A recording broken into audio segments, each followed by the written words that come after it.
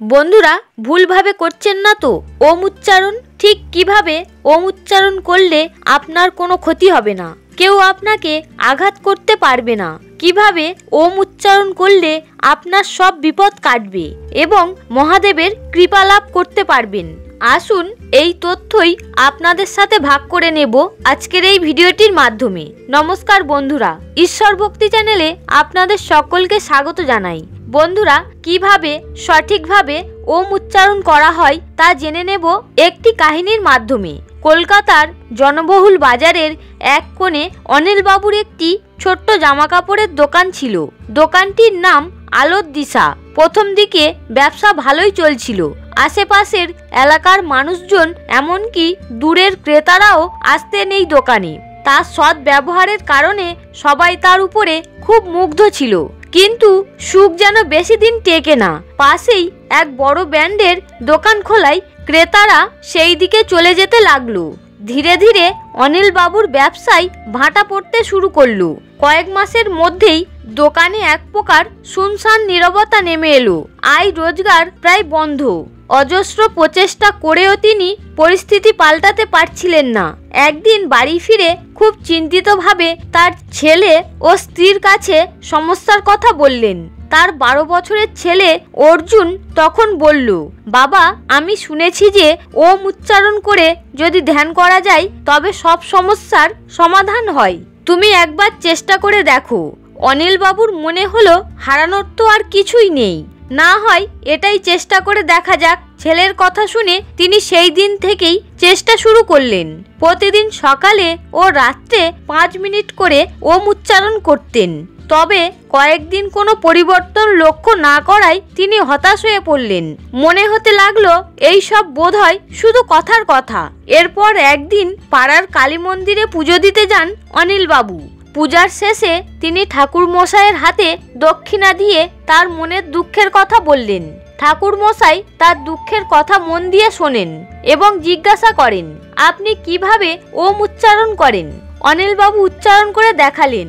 পুরোহিত মশাই একটু হেসে বললেন, আপনার উচ্চারণেই ভুল।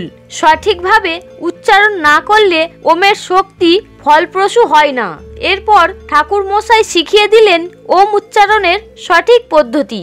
তিনি বললেন, ওম শব্দটি 3টি ধ্বনি দিয়ে গঠিত। অ, উ এবং ম। এগুলিকে গভীরভাবে অনুভব করতে হবে এবং ধীরে ধীরে উচ্চারণ করতে হবে। ধ্বনি শরীর ও মনের মধ্যে প্রবেশ করাতে হবে, তবেই ফল মিলবে। আপনি দিনের শুরুতে ও রাতে শান্ত হয়ে একটু বসুন। শুধু উচ্চারণ নয়, মনও শান্ত রাখতে হবে। দিনের শুরুতে এবং রাতের শান্ত পরিবেশে এটি করুন। নিয়মটি শিখে সেদিন থেকে অনিল বাবু নতুনভাবে ধ্যান করতে শুরু করলেন। এরপর আর শুধু উচ্চারণ নয়, তিনি তার মনও শান্ত রাখার চেষ্টা করলেন। কয়েকদিনের মধ্যেই তিনি অনুভব করতে লাগলেন তার মনের ভিতরে এক অদ্ভুত শান্তি নেমে এসেছে। তার চিন্তা ভাবনাগুলো পরিষ্কার হচ্ছে। 1 মাসের মধ্যেই তার জীবন পরিবর্তন হতে দেখা গেল। একদিন এক পুরনো ক্রেতা তার দোকানে এসে বললেন, আপনার দোকানের কাপড়ের গুণমান অসাধারণ। আমরা সেগুলোর দাম ও মানানসই পাই। এরপর আরো কয়েকজন ক্রেতা তার দোকানে আসা শুরু করলেন। ধীরে ধীরে তার ব্যবসার গতি বাড়তে শুরু করলো। অনিল বাবুও বুঝতে পারলেন শুধু ধ্যান নয়, তার নিজের আত্মবিশ্বাসও ফিরে এসেছে। তিনি দোকানের সজ্জায় পরিবর্তন আনলেন, নতুন কিছু পণ্য যোগ করলেন। তিনি তার পুরনো গ্রাহকদের ফোন করে নতুন অফারের কথাও জানালেন।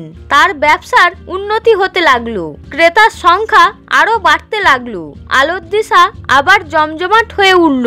অনিল বাবু ধন্যবাদ জানালেন তার ছেলে অর্জুনকে, কারণ তার পরামর্শ তার জীবন বদলে দিয়েছে। তিনি পুরোহিত মশাইকেও কৃতজ্ঞতা জানালেন, কারণ তিনি তাকে সঠিক পথ দেখিয়েছিলেন। এখন অনিল বাবু প্রতিদিন 30 মিনিট করে ওম ধ্যান করেন। তার বিশ্বাস এই ধ্যান শুধু তার জীবন বদলাচ্ছে তা নয়, তাকে নতুন করে বাঁচার শিক্ষাও দিয়েছে, তার জীবনে নতুন এক আলোর পথ এনেছে। বন্ধুরা, মনুষ্য যখন জীবিত থাকে তখন তার নাক, কান, মুখ এই সকল অঙ্গ প্রত্যঙ্গগুলো কাজ করে। যখন তার মৃত্যু ঘটে তখন এই অঙ্গগুলো যেখানেরটা সেখানেই থাকবে, কিন্তু তখন সেগুলো কাজ করা বন্ধ করে দেবে। কারণ যখন মানুষ বেঁচে থাকে তখন তার মধ্যে স্পন্দন বা ভাইব্রেশন কাজ করছে, আর বিজ্ঞানও বলে এই গোটা বিশ্ব, গোটা ব্রহ্মাণ্ড এই স্পন্দনের মাধ্যমে জাগরিত হচ্ছে। ভগবান শিবের কথা অনুসারে যদি সাধারণ মানুষ সেই স্পন্দনকে শুদ্ধভাবে অনুভব করতে শিখে ফেলে তাহলে সে ভগবান শিবকে অনুভব করে ফেলবে। কিন্তু কথা হচ্ছে এটি অনুভব করা যাবে কিভাবে? ভগবান শিবের সবথেকে প্রিয় কি? সেটি হলো ওম। এই ওম উচ্চারণকে কখনোই ভুল করে সাধারণ ভেবে ফেলবেন না। ভালো করে খেয়াল করে দেখুন, আপনি যখন ওম উচ্চারণ করেন তখন আপনার জিভ কোথাও স্পর্শ করে না, কারণ সেই বিশুদ্ধ স্পন্দন বাইরে আসছে।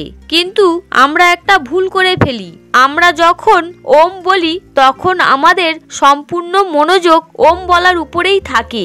এইভাবে কখনো বিশুদ্ধ স্পন্দন অনুভব করতে পারবেন না।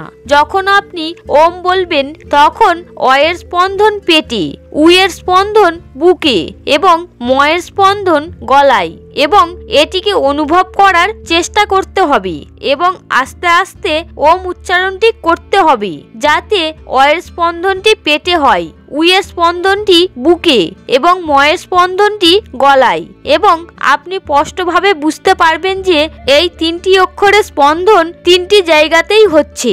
সারাদিনের মধ্যে মাত্র 21 বার যদি আপনি ওম উচ্চারণ করেন তাহলে কোনো তন্ত্রমন্ত্র বা সাধনারও প্রয়োজন নেই। ওমের থেকে বড় কোনো অস্ত্র নেই। চোখ বন্ধ করে ওম বলুন। উচ্চারণটি আপনাদেরকে বলে দিই, ওম। এইভাবে উচ্চারণটি করবেন। এইভাবে 21 বার করে রোজ করে দেখুন, দেখবেন আপনার জীবনে পরিবর্তন কিভাবে আসছে।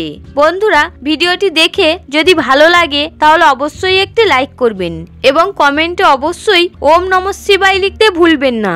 আপনারা সকলে ভালো থাকুন, সুস্থ থাকুন। হরে কৃষ্ণ।